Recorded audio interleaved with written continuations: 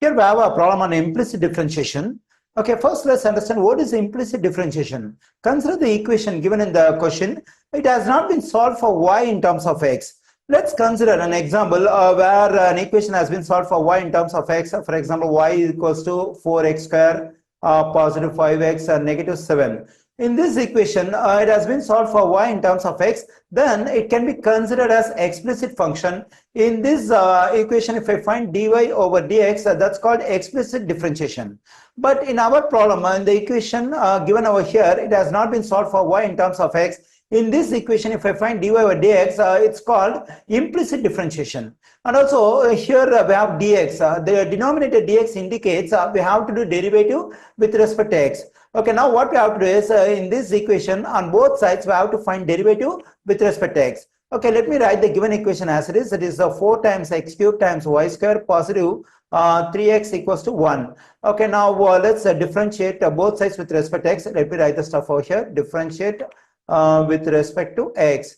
Okay, here when I look at the first term, so this is variable, and the two variable parts are multiplied, and this variable part is multiplied by the constant 4. Whenever I find derivative, if the variable part is multiplied by the constant, I have to keep the constant as it is, and I have to do derivative only for the variable part.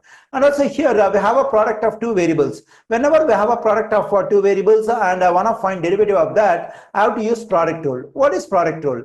Let me consider the product of two variables u and v. I want to find derivative of this product. Now what I have to do is I have to keep the first variable as it is and get the derivative of the second variable v, then it will become v prime. Now I have to take positive sign. I have to get the derivative of the first variable, then u will become u prime. I have to keep the second variable as it is. This is called a product rule of derivative. Usually we apply this product of derivative when I want to find derivative of a product of two variables. Here I want to find product of two variables, x cubed times y square. Okay, as I explained over here, what I have to do is I have to keep the first variable as it is. That is, x cubed should be kept as it is. I have to get the derivative of the second variable, that is y square prime. Now I have to get the derivative of the first variable and I have to keep the second one as it is. And this complete stuff has to be multiplied by the constant 4.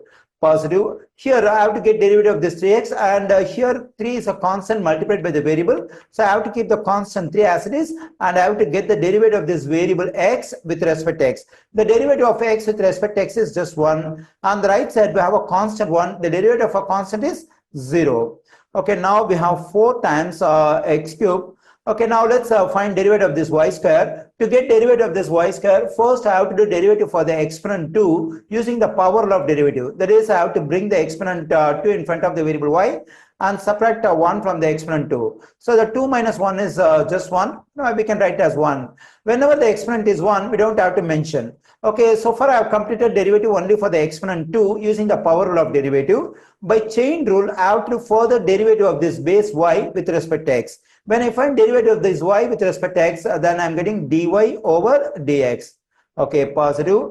Now I have to get the derivative of this x cube with respect to x. So we have to do derivative for this exponent 3 using the power law of derivative. That is, we have to bring the exponent 3 in front of the variable and subtract 1 from the exponent. Then I'm getting 3x square.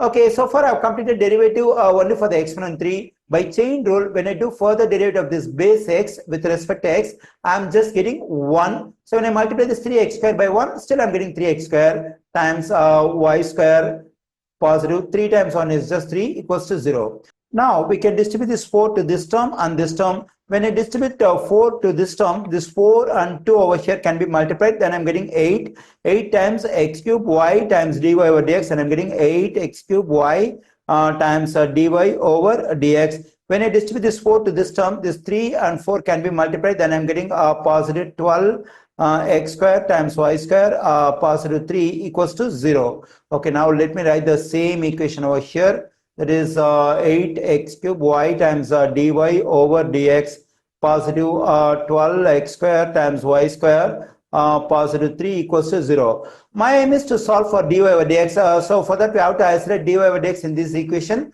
Okay, now let's get rid of these two terms because these two terms do not contain dy over dx. Okay, let me subtract 12x square y square from both sides, and also let me subtract 3 from both sides. When I do so, this positive term, negative term will cancel, the same thing. And we have 8x cube y times dy over dx on the left side. On the right side we have negative 12 x square y square negative 3. Okay, now to solve for dy over dx, I have to get rid of this 8x cube times y.